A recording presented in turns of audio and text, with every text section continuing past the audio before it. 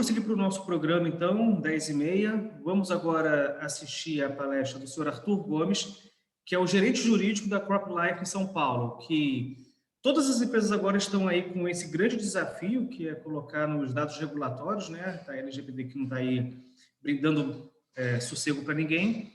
E com o tema proteção de dados regulatórios para defensivos agrícolas, eu convido, está até um outro nome aqui na palestra, acho que a gente precisa melhorar nosso programa, agora que eu vi aqui no slide, está só a proteção de dados regulatórios, mas nosso foco agroalimentar tem uma licença poética nisso. Vou pedir então para o Arthur Gomes assumir a palavra para oferir sua palestra, e muito obrigado por ter aceito o nosso convite, meu amigo. O microfone é seu, pode ir. Eu que agradeço, Henrique, Isabela e todos aí da organização, é um super prazer, tá? Acho que eu vou desligar a câmera aqui para deixar a apresentação, nas perguntas eu volto. Assim, bom, proteção de dados regulatórios, eu acho que ficou até um termo difícil, assim, né, quando você pensa em dar uma busca no Google, não vem nada além de proteção de dados pessoais, né? Acho que esse é o tema do momento, quando se fala de proteção de dados, mas aqui para a nossa realidade de CropLife Brasil, das nossas empresas, eu tenho certeza que tem pessoas aqui também que vivem, né, com essa lei, com essa regulamentação, tem uma importância muito grande, né, e a gente enxerga como uma grande conquista aí da nossa legislação. Então, eu vou trazer aqui, enfim, alguns elementos e tudo, de forma alguma querendo ser exaustivo, né, e fico assim, super aberto às perguntas ao final. Então, acho que um bom começo, assim, para esse momento, né, para esse tema, é a gente, uma contextualização, acho que baseada numa discussão muito contemporânea, né, que todo mundo deve estar ouvindo aí quando a gente lê noticiários europeus, nos Estados Unidos também, aqui no Brasil a gente também está iniciando uma discussão forte, que é uma aparente aí contradição, né, que existe entre transparência e privacidade dos dados, né? Então, tratados internacionais em vigor, tratado internacional sendo discutido aqui no Brasil, a gente tem uma forte discussão aí de diversos princípios que aparentemente se chocam, né, quando a gente fala desses dois universos. Não temos dúvidas, né, da importância de sistemas públicos, né, que garantam a transparência de dados, informações, o direito à informação, estudos. Acho que esse é um pilar fundamental do ambiente democrático, né, de garantir os direitos de cidadania, tanto para que nós possamos, como indivíduo ou de forma organizada, participar dos núcleos e dos foros de decisão que têm impacto nas nossas vidas, no meio ambiente, enfim, todo o nosso universo de existência. A dúvida que existe né, quais são os limites da transparência para que sejam resguardados os incentivos à pesquisa e desenvolvimento? E outra dúvida, né, se o direito da informação ele foi restrito ao ponto de não resguardar devida proteção, sigilo, que um estudo inovador merece, que, né, aqui para esse caso de defensivos são estudos complexos e custosos, como a gente vai ver nos slides a seguir.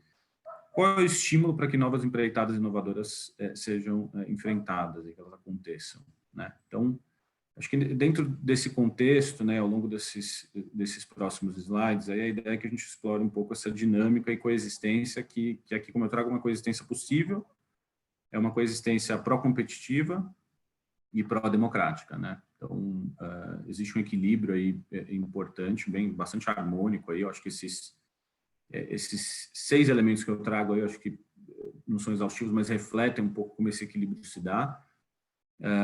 E aqui, especificamente, a ideia é que a gente trate sobre os segredos que denominaremos como segredos, né, dados proprietários ou dados regulatórios protegidos, né? Então, são desses dados que a gente está falando aqui. Aqui eu trago um trinômio aqui, né, que é bastante importante aqui para o nosso universo, né, não são quaisquer, né, os dados regulatórios protegidos, né, e sim aqueles relacionados ao universo dos insumos agrícolas, aqui que a gente está falando. Então, a CropLife Brasil tem, né, como um braço muito forte de atuação o braço dos defensivos químicos, e os defensivos químicos são produtos que estão abarcados pela Lei 10.603. Esses dados regulatórios eles surgem num contexto de processos inovadores, né, que são responsáveis há algumas décadas, né, por uma grande parcela do sucesso da produção agrícola brasileira, né? Então, são dados numerosos, alguns são extremamente complexos de serem obtidos, são dados caros, né? E essa daqui é uma tríade que acho que a gente poderia dominar de uma tríade como um sustentáculo de inovação para os defensivos químicos, né? Existe um ambiente de produção muito profícuo, por um lado, que demanda produtos mais eficientes, que demanda produtos modernos, seguros, com menos impactos no meio ambiente e à saúde humana. A gente vê esse tipo de discussão cada vez mais presente no ambiente produtivo e que garantam resultados mais expressivos com menor uso de terra, né? Então, a agricultura brasileira tem esse caminho e é um caminho que vem se desenhando de forma muito clara, né? Apesar de algum discurso a nível público não reconhecer, enfim, ainda tem alguma dificuldade para compreender e divulgar esses números. Por outro lado, existe uma indústria representada por especialistas, né, que é a indústria que a CropLife representa, e um alto volume de conhecimento científico, né? Então, que é essa indústria que garante que existe um contínuo processo de pesquisa e desenvolvimento para a chegada de novas soluções aos agricultores. Existe uma pauta aqui no Brasil, né? A gente vive num contexto de agricultura tropical aqui, então existe uma pauta de pragas e doenças aqui gigantesca e muito maior e mais desafiadora do que a pauta europeia, por exemplo, né? Terceiro braço, e não menos importante, é o braço que a gente chama de sustentabilidade, né? Apesar do termo hiperabrangente, né? Tudo que esse termo comporta, aqui é importante a gente entender sobre as pesquisas, né? Elas envolvem uma diversidade de estudos que vão desde avaliações de eficácia agronômica, né? Passando pelo Ministério da Agricultura, até investigações muito detalhadas sobre o ponto de vista toxicológico e ecotoxicológico, né? De segurança tanto à saúde humana quanto ao meio ambiente. E aí a gente tem uma tríade de órgãos que regulam esse setor de defensivos químicos, né? Representados pelo MAPA, Anvisa e IBAMA, que é algo bastante peculiar dentro do ambiente regulatório brasileiro. E aí, voltando, né, um pouco, se a gente olhar nesses últimos anos, existe de forma intensiva e crescente uma demanda por produção de alimentos de forma sustentável, né? Baixo uso de insumos, desperdício zero, agregação de valores sociais, minimização de impactos ambientais. Acho que são premissas muito presentes nesse debate e são premissas que não serão abandonadas aí para uma produção de alimentos de agora para as próximas décadas. O melhor conhecimento sobre as formas de ação dos agrotóxicos, onde efetivamente essas moléculas agem nas plantas, vem resultando em produtos muito mais seletivos, né, específicos e com eficácia muito mais detalhista, né? E isso resulta em organismos não alvo e que não causam danos à planta sendo preservados cada vez mais, né? E é nesse contexto aí que são gerados todos os dados que eu queria trazer aqui e colocar para discussão, que são os dados necessários para a aprovação de um novo defensivo químico, conectando aí os esforços das pesquisas, todas as pesquisas são realizadas, as análises regulatórias são empreendidas aí pelas autoridades brasileiras. Então, esse é um gráfico aqui que ilustra esse potencial de transformação que os defensivos químicos vêm causando no campo, né? E aí, acho que cabe um olhar bastante cuidadoso sobre esse descolamento das linhas, né? Então, a gente vê que os níveis produtivos versus a utilização de terras, eles realmente estão descolados, né? E mostram que o Brasil consegue altos níveis de produtividade com um uso menor de terra, né? Então, acho que isso a gente tem que celebrar, acho que a nossa agricultura tem essa marca, é uma marca importante, é uma marca que tem tudo a ver com o uso sustentável de recursos naturais, né? Esse é uma rápida passagem aqui, rápida no sentido do tempo, né? Então, a gente olha aí 18 anos entre pesquisa e registro de um defensivo químico em média, e eu queria passar aqui um pouco para explicar né, de forma aqui abrangente como funciona essa pesquisa e desenvolvimento, com alguns estudos, alguns exemplos, né? Aqui a gente pode ver as principais etapas que se desenrolam entre o início da pesquisa de um novo defensivo até o momento do seu registro ali pelas 3 autoridades. Em média, a pesquisa para que se passe 160 mil moléculas sintetizadas, né, após inúmeros estudos e testes de eficácia, testes preliminares ecotoxicológicos, screening, estudos in vitro, dentre outros, para que a gente chegue em apenas 200 a 300 moléculas, essa pesquisa dura aproximadamente 2 anos, com um custo de 107 milhões de dólares.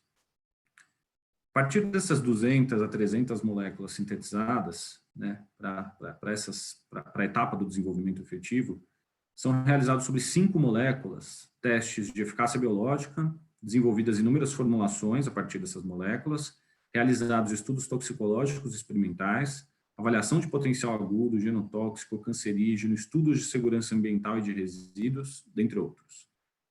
Para que só depois de 8 anos de desenvolvimento chegue-se a apenas uma molécula a um custo de 146 milhões de dólares.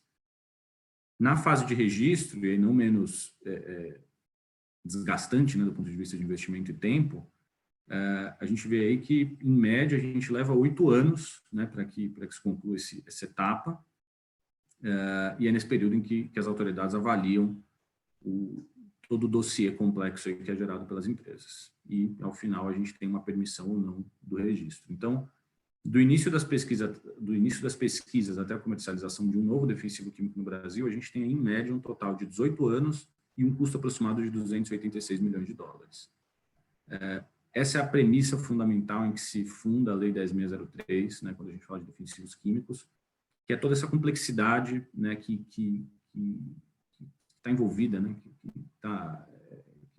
que garante essa pesquisa e desenvolvimento aí muito específica, né? Então a gente não está falando de um processo simples, né? Então proteções do ponto de vista econômico ou concorrencial são extremamente importantes aqui, né, para que a gente tenha um equilíbrio aí entre os competidores do mercado.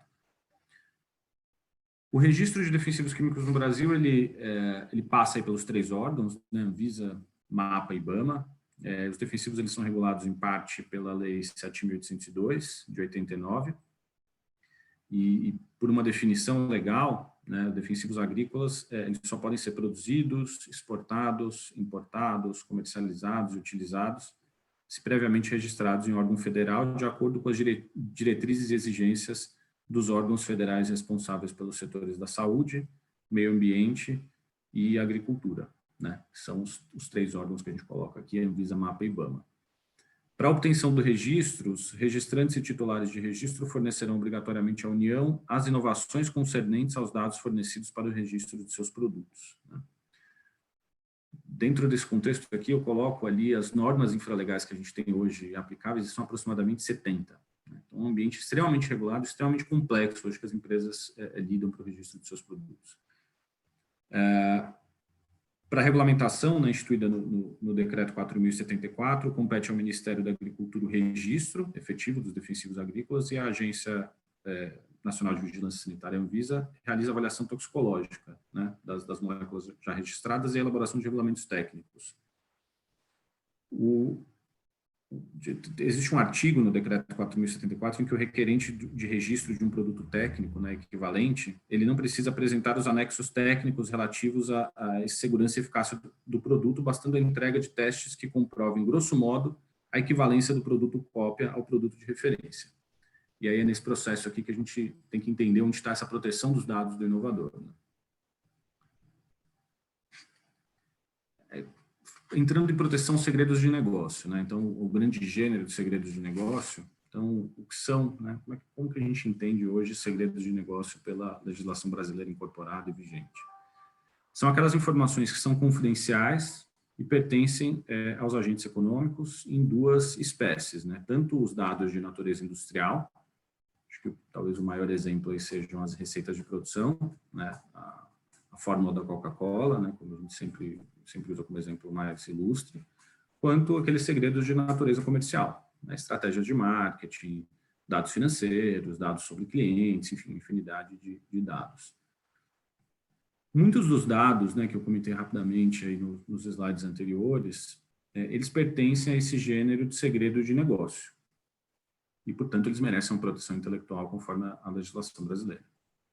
O que ocorre com parte desses dados, avançou o slide aqui, peraí, deixa eu voltar.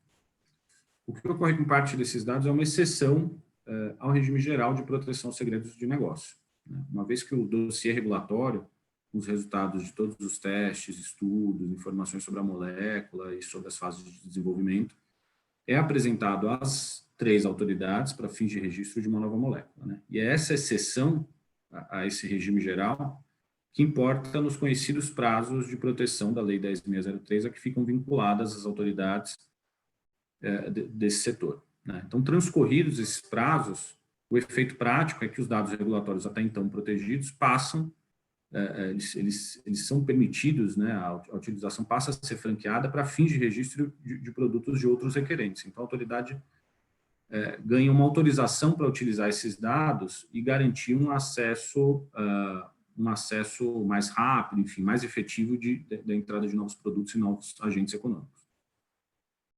A proteção de informações como segredo de negócio, ela permite preservar as criações intelectuais, né, por óbvio, impedindo o acesso ou uso de terceiros em função da prática do sigilo e punindo aqueles que obtiverem ou se utilizarem da informação de modo ilegal sem autorização do detentor. A proteção do segredo de negócio não possui prazo determinado, né? Acho que essa é uma característica importante, né? Perdurando enquanto a informação for mantida sob sigilo. Mas, no entanto, né, diferentemente do que ocorre com as patentes, a proteção conferida ao segredo de negócio não é violada por terceiros de boa-fé que consigam obter ou produzir a mesma informação de forma legítima e independente. Eu acho que é isso que constitui a essência da patente, né?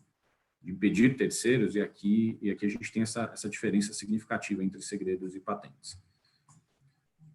No ordenamento brasileiro, cabe a leitura do artigo 5º da Constituição, nos termos do inciso 29, né, que traz a amplitude da proteção que é franqueada às criações intelectuais do nosso território, né? Então, o que diz esse inciso, né, que a lei assegurará aos autores de inventos industriais privilégio temporário para sua utilização, bem como proteção às criações industriais, à propriedade das marcas, aos nomes de empresas e a outros signos distintivos, tendo em vista o interesse social e desenvolvimento tecnológico e econômico do nosso país. E é sobre a categoria de criações industriais, né, desse inciso, que devemos considerar todos os dados gerados para aprovação de defensivos químicos, né? Então, especificamente aí que a gente tem a nossa proteção constitucional.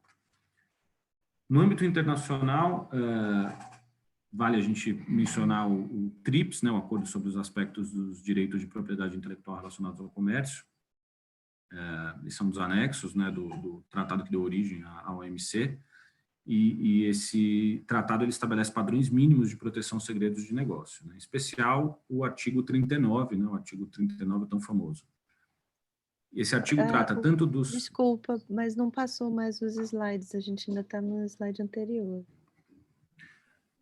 Não passou os slides? Deixa eu só...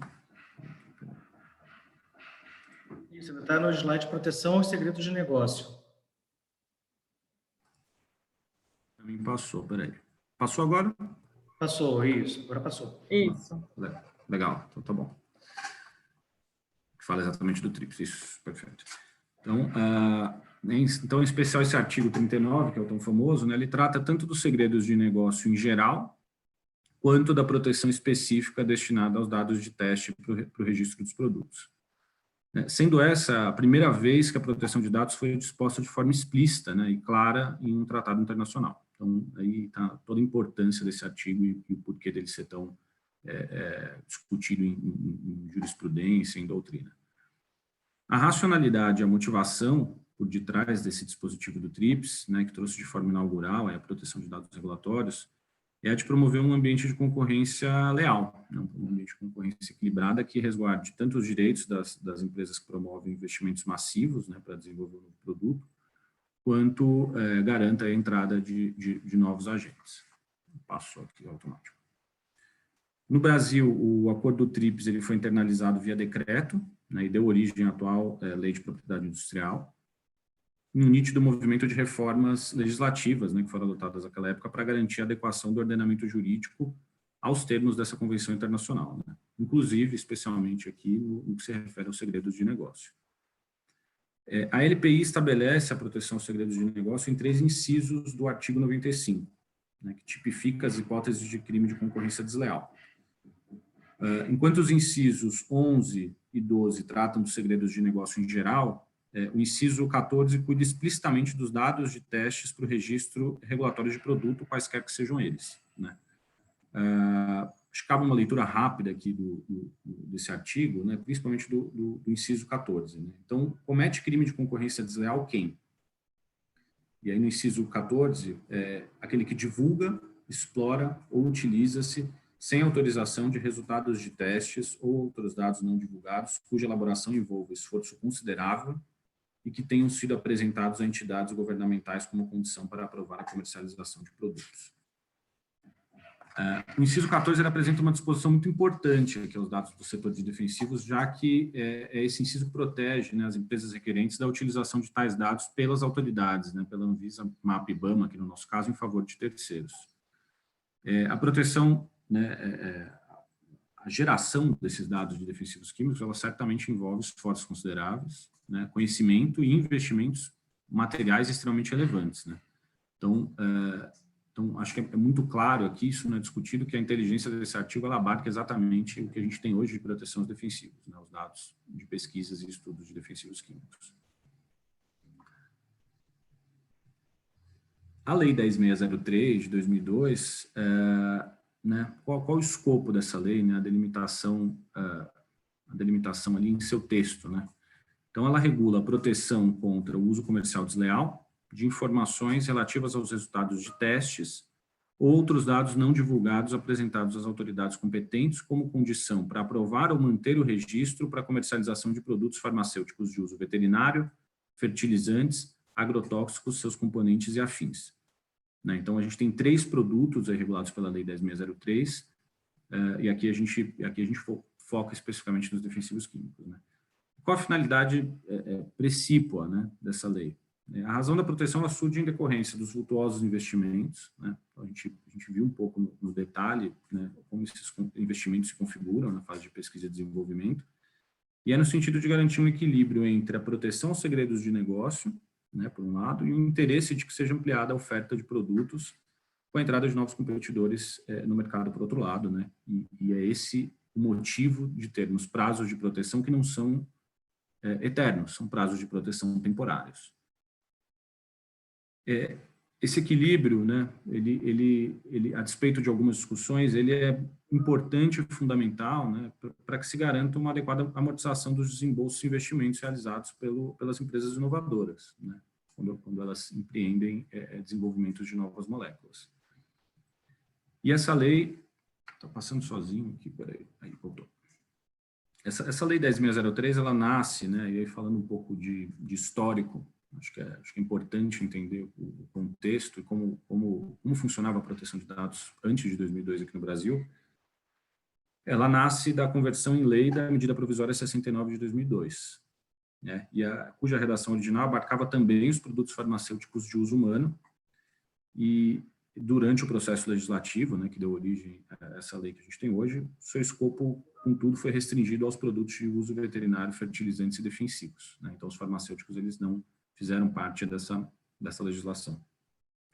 A causa imediata que motivou a edição da MP 69 de 2002 foi o proferimento de laudo arbitral no âmbito do Mercosul, declarando em abril de 2002 que o Brasil vinha descumprindo a obrigação imposta pelos artigos 38 e 40 do Protocolo de Ouro Preto, né? Esse é o protocolo que versa sobre a incorporação ao ordenamento jurídico nacional das normas que são emanadas pelos órgãos do Mercosul, né?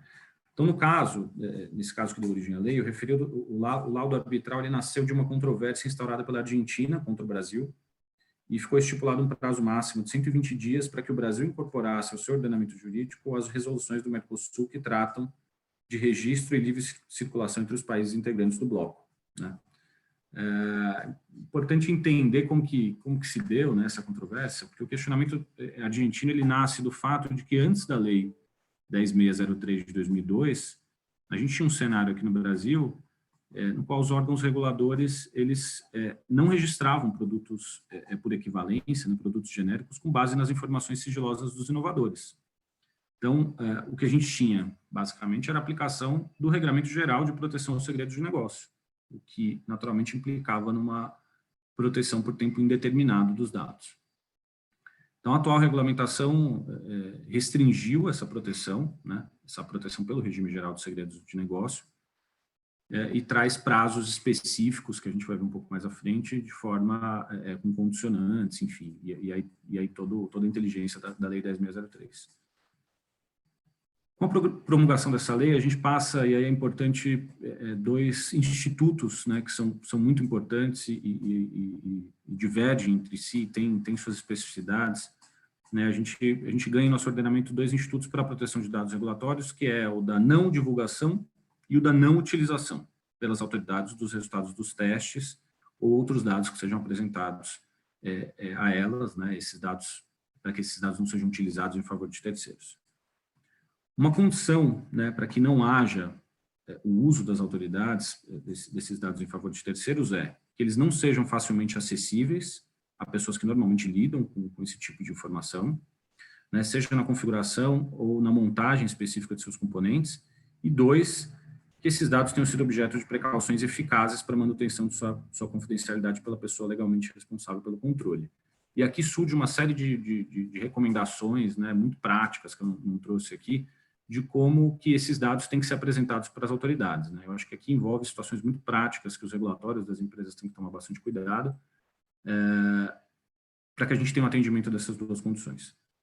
Então, os efeitos do regime jurídico que a Lei 10.603 estabelece são basicamente dois, né? A não utilização dos dados pela autoridade regulatória em favor de terceiros e a não divulgação desses mesmos dados, exceto quando necessário para proteger para a proteção do público, o interesse da sociedade, né? Então, é importante que não se perca de vista que a Lei 10.603 não garante proteção indefinida e sem qualquer tipo de exceção, né? Aqui eu trago alguns exemplos, né? Não é exaustivo, também não é a minha área, não sou técnico, né? Mas acho que é importante, assim, eu sempre, desde que eu comecei a estudar essa matéria, é importante entender um pouco de como funciona o dossiê, né? Afinal, ele é o objeto de proteção da lei.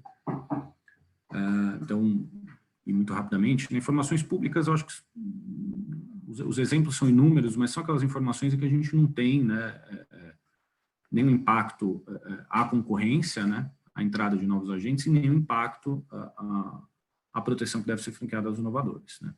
Então, além das informações públicas, né, então, saindo da esfera de informações públicas, a gente tem informações que se enquadram como dados proprietários, e aí alguns exemplos como esses testes e estudos, né, de propriedades físico-químicas, toxicológicos, de resíduos e metabolismo, métodos analíticos, estudos de impacto ambiental, ecotox, eficácia ambiental, né? Então, esses dados, eles se submetem à Lei 10.603, eles não têm uma proteção indefinida, né? E a gente tem os segredos industriais, né? Esses são dados mais sensíveis que passado os prazos da Lei 10.603, ainda assim eles não podem ser divulgados, né? Então, eles permanecem confidenciais por prazo indefinido.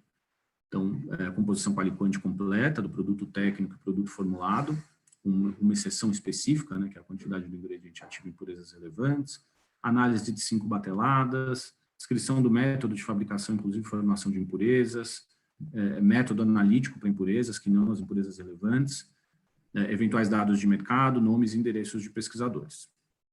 A gente vê que tem uma exceção sobre impurezas relevantes justamente sobre esse escopo da lei de proteção do interesse público e, enfim, um equilíbrio, né, entre proteção do interesse privado e público.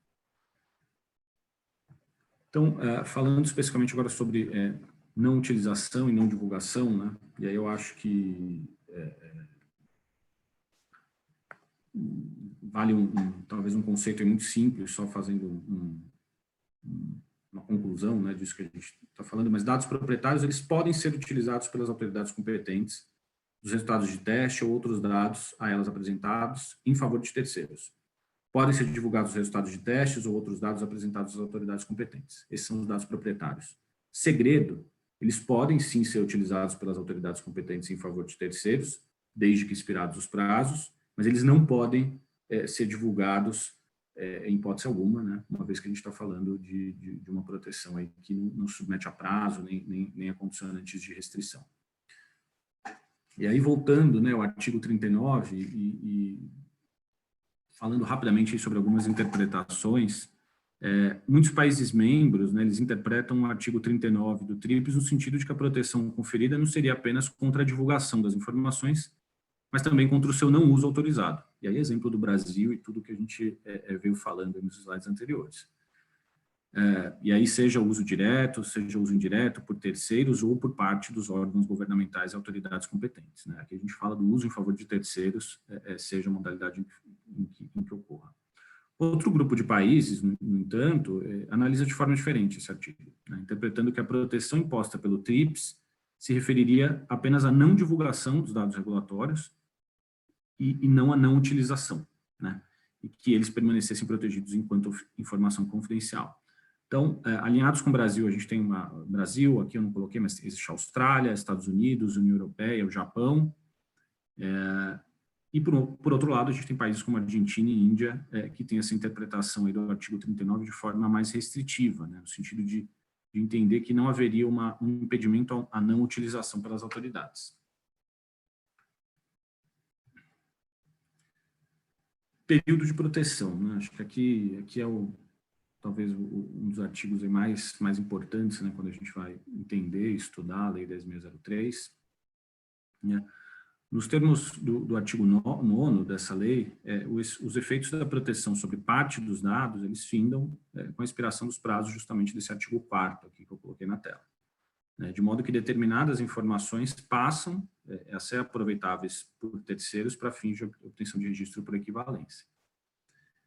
Vale lembrar que uma parte dessas informações ainda permanece confidencial, como a gente estava falando, mesmo após o decurso, né, dos prazos legais, e eu acho que vale a leitura, né, do parágrafo 2º do artigo 9º que diz e dispõe sobre isso.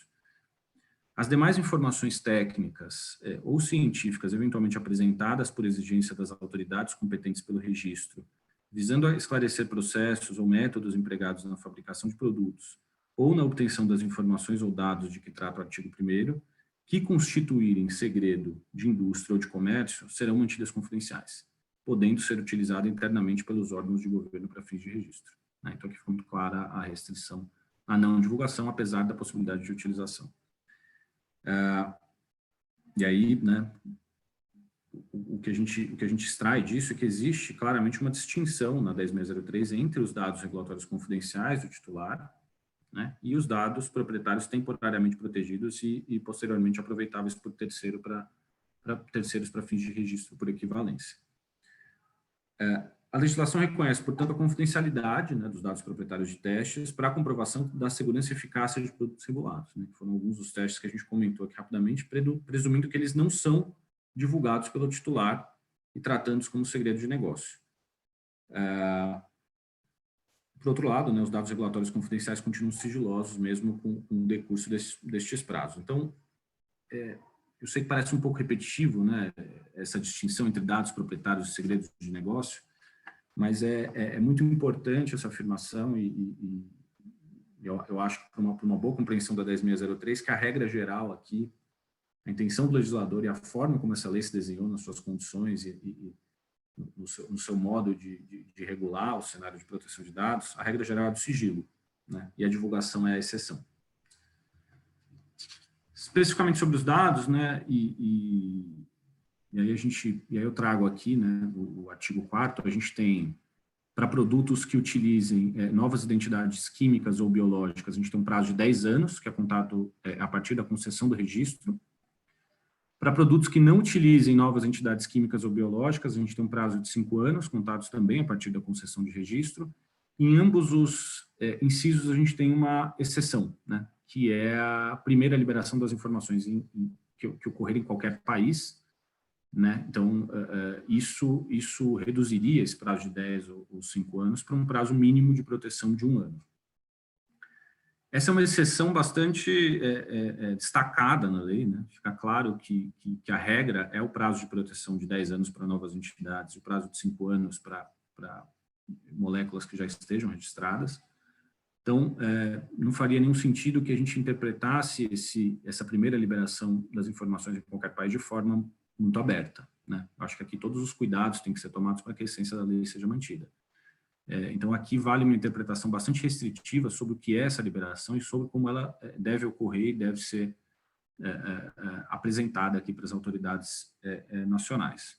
Né? E aí eu acho que é essencial, né, para a compreensão da fundamentação econômica da 10.603, é o fato de que, a menos que existam outros direitos de propriedade intelectual a incidir sobre o produto regulado, né, como patentes, por exemplo, não existe nenhuma vedação ou impedimento regulatório ao registro e comercialização de produto equivalente por competidores, né? Então, basta que o requerente de registro de um produto equivalente, ele produza por sua própria conta e risco, de forma independente, os seus próprios dados, né, investimentos, os dados que comprovem a segurança e eficácia do seu produto, né?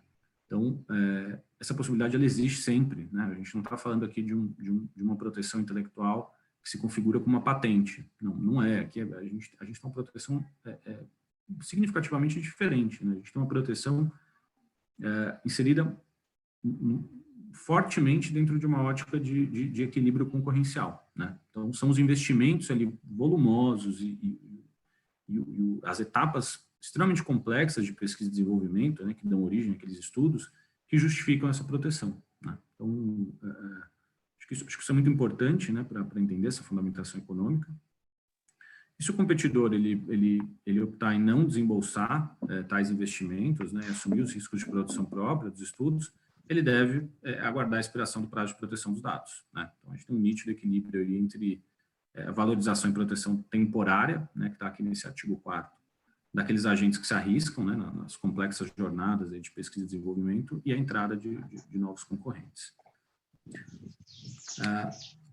E aqui eu queria trazer um rápido cenário aqui de prazos de proteção global, né, como que isso se dá em outros lugares do mundo.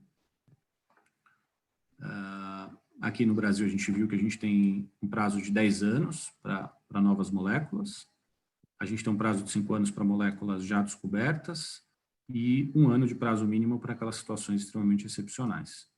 Na Argentina a gente não tem um cenário hoje de proteção de dados regulatórios. Estados Unidos, a gente tem um prazo de 10 anos para novas moléculas, que pode ser extensível por até 3 anos para minor uses, né, que a gente chama das minor crops, né, as culturas de menor valor econômico. Na União Europeia, a gente tem 10 anos para novas moléculas, 5 anos para moléculas já descobertas, né, uma linha muito parecida com a do Brasil. Na China, a gente tem 6 anos para novas moléculas. E na Índia, né, eu acho que vocês devem acompanhar, em alguma medida, aí, as discussões que têm acontecido lá. São discussões muito intensas que estão acontecendo no Congresso. Não existe hoje um sistema de proteção de dados regulatórios, mas há um projeto de lei no Congresso com discussões bastante avançadas e maduras, e há uma expectativa de que tenhamos aí no futuro breve uma regulamentação lá que garanta aí um prazo de 5 anos de proteção aos dados regulatórios de produtos novos, né, de novas moléculas de defensivos. Então, acho que esse é um grande sobrevoo aí sobre a lei. Eu gostaria de ficar à disposição. Acho que eu fui muito aquém do tempo aqui que vocês reservaram para mim. Não sei se eu falei muito rápido, se eu trouxe poucas informações, mas eu queria, talvez, ampliar esse período de perguntas e respostas e fico à total disposição. Eu espero que tenha sido claro. Arthur, muito obrigado pela sua apresentação. Sim, existia um pouco mais de tempo, mas agora a gente consegue privilegiar o debate, que às vezes fica faltando. Em diversos momentos a gente teve ali várias perguntas que não puderam ser respondidas. Não ainda deu tempo da gente aqui fazer a prospecção de perguntas, mas já apareceu ali. Mas fica tranquilo que também tem muita riqueza nessa interação das perguntas. A Érica Mano já levantou a mãozinha e já anunciou uma dúvida. Érica, querida, vou pedir para você assumir o microfone e proferir a sua pergunta, enquanto eu já coloco ali a lista para os próximos que vierem perguntar. Pode assumir, menina. Muito obrigado. Oi, obrigada. Eu tenho uma dúvida, na verdade não ficou muito claro para mim, desculpa, deve ser uma dúvida muito simples, mas é que eu nunca tive contato com isso. Como ocorre a primeira liberação dos dados?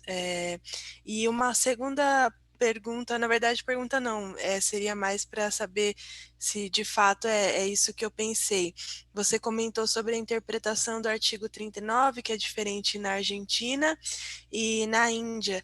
Então, essa interpretação ela vai ter impacto direto na forma como esses dados vão ser protegidos. É isso mesmo? Como eles interpretam que, na verdade, o sigilo fica dentro da divulgação e não do uso?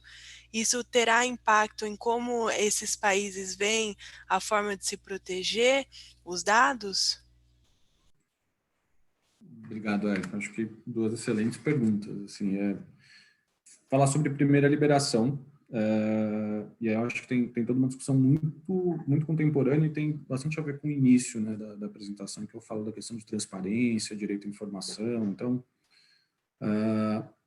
e aí eu vou usar o exemplo europeu, né? Então, a gente tem acompanhado aí que na Europa existe todo um movimento muito intenso, né, de garantia de acesso público às informações dos produtos, né? E aí a gente está falando pensando aqui como indústria química, né, não só como defensivos, mas existe uma preocupação muito grande com que não só organizações, né, especializadas e técnicas que entendam esses dados, mas que os consumidores dos produtos finais eles tenham acesso a detalhes dos estudos que garantiram a aprovação daqueles produtos no mercado, né? Então, a gente pode falar de defensivos, mas a gente pode falar de fármacos, a gente pode falar de uma série de produtos.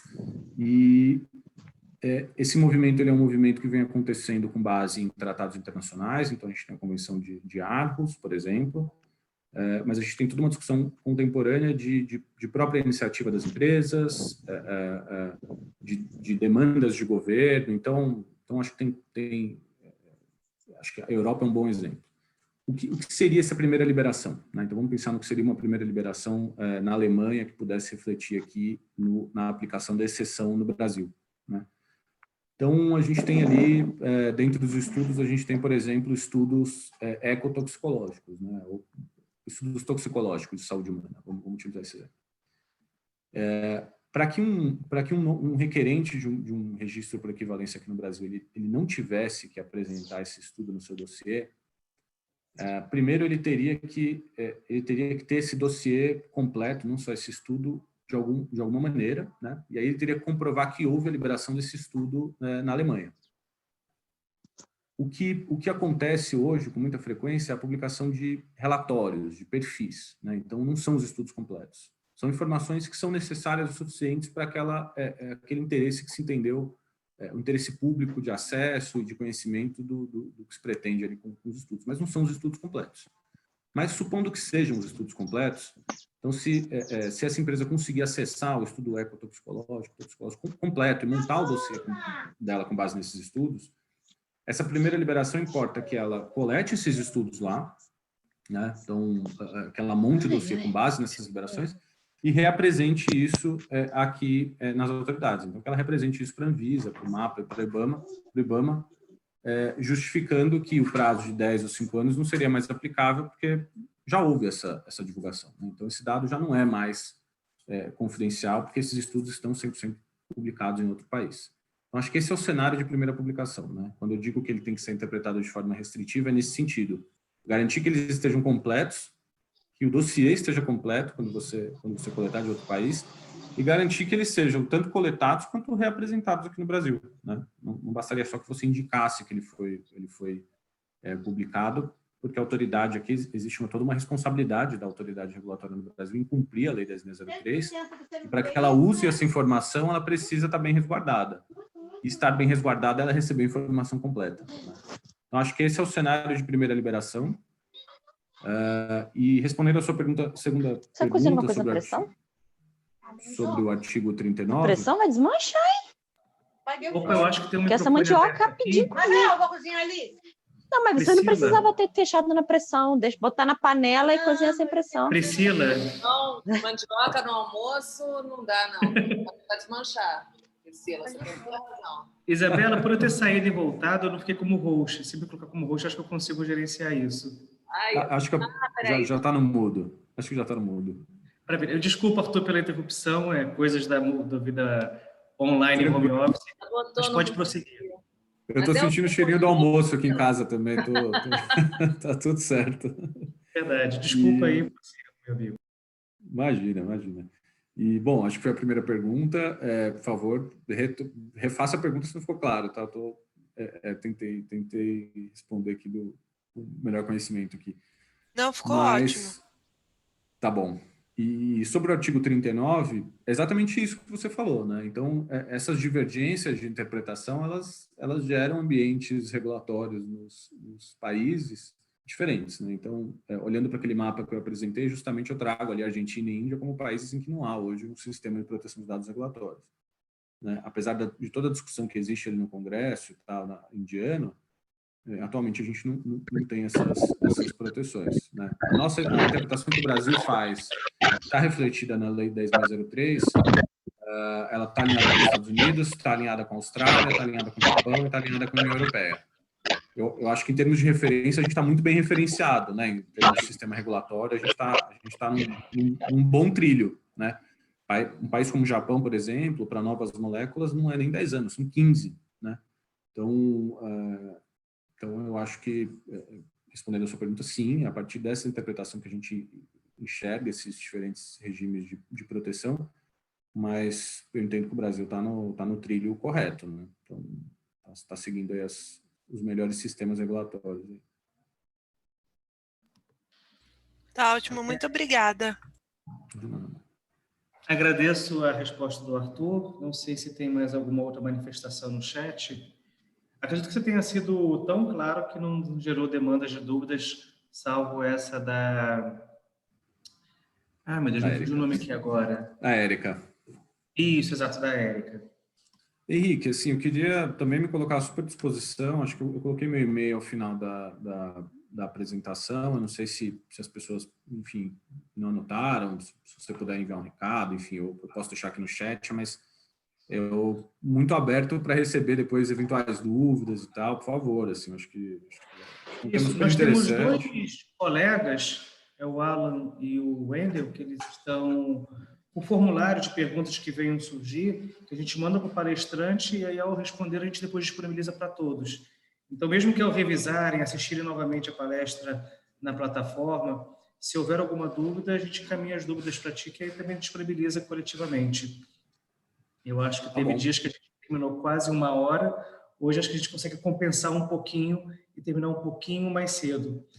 Eu vou, passar a palavra para ti, para fazer a despedida, e depois a gente fazer o encerramento do dia de hoje. Então, por gentileza, meu amigo, pode fazer sua palavra final. Obrigado. Eu acho assim que, quando eu montei a apresentação, eu falei, nossa, isso daqui vai mais de 1h30, tá? Mas eu acho que são coisas do virtual, né? Acho que se fosse presencial, certamente os debates, enfim, tomariam aí tempo, mas em breve a gente faz isso, né? Acho que em breve todos vacinados aí a gente volta a se encontrar presencialmente. Eu queria agradecer a todos, eu acho que é excelente assim, esse nível de participação, então, parabenizá-los como organizadores e todo mundo comparecendo aqui, eu acho que a pauta de vocês ficou extremamente interessante, né? Eu consegui assistir aí alguns, eu não estou numa semana muito fácil de trabalho, então foi difícil conciliar, mas imagino que devam ficar gravados aí os treinamentos, e, enfim, me coloco super à disposição aí e quero deixar o meu sentimento, assim, de que propriedade intelectual no Brasil, seja para o agro, seja para qualquer outro setor, né, falar como matéria do direito agora, de forma mais técnica, eu acho que a gente tem uma grande missão, né, enquanto estudiosos, enquanto pessoas interessadas do ponto de vista profissional, enquanto divulgadores, como vocês são, né, então vocês são, acima de tudo, fomentadores, né, do conhecimento e enfim, da boa prática de propriedade intelectual. Eu acho que a gente tem essa missão de capacitar, né, de levar os entendimentos assim por diversos foros, né? Então, a gente que sai das universidades, a gente sabe o quão baixo ainda é o nível de ensino de propriedade intelectual nas cadeiras, né, enfim, nos cursos, né, eu sou formado em Direito, eu tive um ensino de propriedade intelectual bastante reduzido, assim, né, em termos de carga horária. Então, acho que cabe a gente realmente propagar e levar o conhecimento cada vez mais. A Estratégia Nacional de PI foi aprovada, acho que foi uma excelente iniciativa aqui do governo brasileiro, e de cabo a rabo, né, é nítido que ali o grande princípio ali norteador da Estratégia Nacional de Propriedade Intelectual é a formação. Seja a formação dos setores privados, seja a formação da administração pública, seja a formação do judiciário, né? A gente tem que conversar, né? A gente se acostuma com varas muito especializadas em PI, mas o Brasil é um país muito grande, muito diverso, né? Então acho que a gente tem que... Sabe, Arthur, para não perder esse fio da meada que você colocou agora na conversa, quando eu fiz a Summer School em 2018, obviamente a exposição dos palestrantes é muito bacana, mas o networking que se forma também é fantástico. Eu não vou lembrar agora o nome dos advogados que estavam lá com a gente, mas depois tinha uma conversação dizendo que o que eles viram em propriedade intelectual foi uma ou outra palavra em direito comercial e acabou. E assim são formados os juízes, os promotores, todo mundo. E depois ficaram trocando uma figurinha, eles dando sentenças, por exemplo, de um juiz que não deu a marca porque não tinha atividade inventiva. A gente fala, marca? Atividade inventiva? Aqui no nosso ecossistema tem um colega que ele tem a marca de um bar que ele fundou lá, etc. Violaram essa marca e o juiz colocou na sentença que era... Não importa que o INPI tenha dado o registro da marca, importa que isso é muito comum, enfim, umas sentenças assim difíceis. E aí a OMP, a qual eu não faço parte, mas é uma parceira que eu estou aí trabalhando com eles, eu acho muito... cumpre esse papel fantástico de ter a Summer School. A Isabela vai me corrigir se eu estiver errado, mas normalmente a Summer School ela fica rodando o mundo, ela não é constante em todos os países. E aqui no Brasil, com o apoio da BPI, com o apoio da NPI, tem se conseguido desde 2018 fazer edições anuais para justamente difundir. E acho que desde o ano passado tem sido setorial. Então, primeiro foi o setor das empresas de base tecnológica, agora o setor agroalimentar, e vamos difundir, porque eu dou aula no Profinit e faço o eco que você está falando, chegam os advogados que não sabem o que é LPI, não sabem o que é LDA e não sabem nada. E eu, que sou da tecnologia, tento conseguir vocabulário para conversar com eles, que me perdoe, mas a área de direito tem um vocabulário peculiar. Como é que é? Vênia máxima, enfim, aquele perimptório, eu não sei, os termos são muito interessantes, mas eu só queria reforçar o que você está comentando. Legal, legal. Não, eu acho que é exatamente isso, assim. E PI é super amplo, né? Porque já vi advogado tentando reduzir PI ao universo jurídico. Eu falo, não é, né? Nós somos consultores. O universo de PI é um universo super técnico, super especializado. Mas eu acho que muito mais do que essas divisões é isso, né? A gente tem que propagar, né? Eu sou casado com a minha esposa é formada em biotecnologia e ela também não teve muito ensino de propriedade intelectual. Não tem. De São Paulo. Os nossos colegas da biotecnologia aqui também, eles vêm conversar com a gente. Eu que era da computação/engenharia, eu estava dando aula de prospecção para biotecnologia, porque não tem. E eu acho muito interessante, uma das formas da PI é a patente. E a patente é um documento de engenharia escrito por advogado. Olha que desafio. Super. E dá certo no final das contas. Dá certo, dá certo. Não, acho que a gente tem exemplos incríveis no Brasil. Assim, eu valorizo demais o trabalho do NPI, né? Acho que a gente tem que valorizar, assim, trabalhos excelentes são realizados, apesar de tudo que a gente está falando, né? Apesar de, enfim, quando minha esposa fala das formações técnicas, né, a gente vê pesquisas super interessantes sendo realizadas no Brasil, mas falta conhecimento em propriedade intelectual para garantir o sucesso, né? Aliar a pesquisa ao desenvolvimento, né? Então, a gente tem um longo caminho pela frente, não depende só de nós, é claro, né? Mas, enfim, eu acho que compartilhar conhecimento já é um ótimo começo para tudo nesse país. Maravilha.